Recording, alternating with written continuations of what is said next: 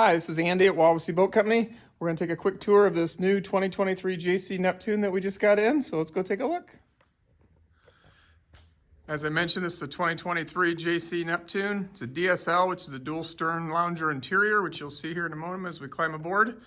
Well, on the outside here, you can see the boat's got navy panels with the silver and white graphics, white railing.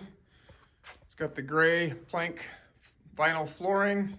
This has the high tide hull, which you can see it's an 8-inch rub rail. It means the boat has the thicker frames. It adds about 400 pounds to the weight of the boat, so it just gives it a ride superior to anything else on the market.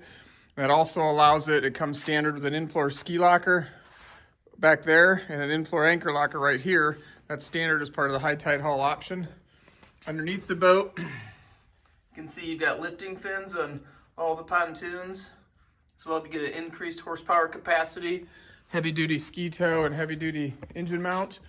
As we go aboard the boat, we'll take a look at a few things here. You've got docking lights and your nav lights on the outside of the pods there, trumpet horn, dual stainless gates. This is really nice. Instead of being one big gate, when you have the gate split into two, as you can see when it swings back, if you're sitting there, if you had a longer gate, it would come back to like here. So it would get in the way of your seating, so it doesn't interfere as much.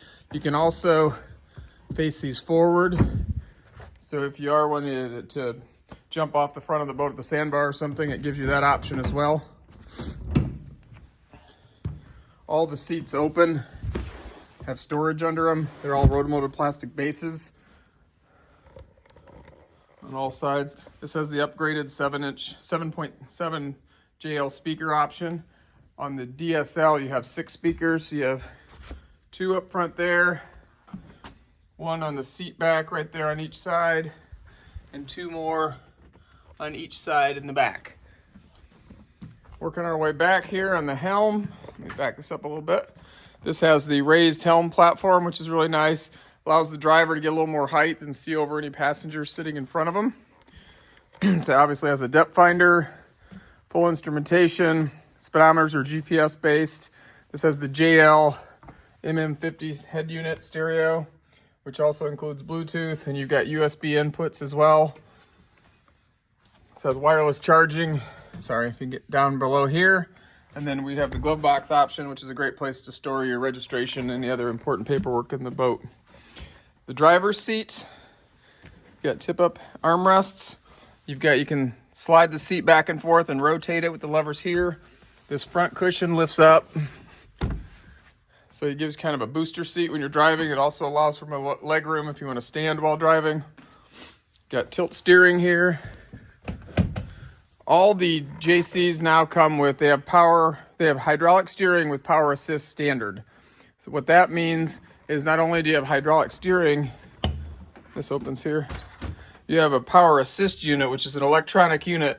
It senses which way the fluid is going, and the motor kicks on, and it automatically pumps the fluid for you.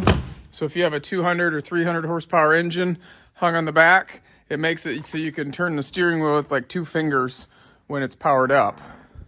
You got full instrumentation here. You got extra accessory switches, radio power switch, horn switch, lights. It's got the power bimini top, which, and you can see here is in the closed position. The boat next to us has it in the open position. This is really nice, so you can just push just up and down. Allows you to raise and lower the bimini top. So if you keep the boat on a boat lift or shore station, you don't have to go to the back and fight with pulling pins to lower the bimini to go under your canopy.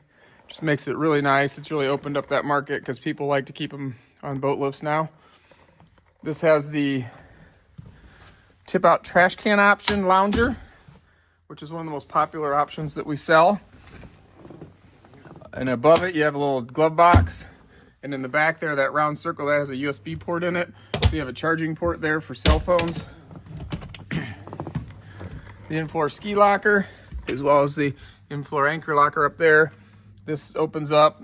You've got some of the options, some of the steering. This has the 2 fenders with the fender holder option. This hasn't been mounted yet.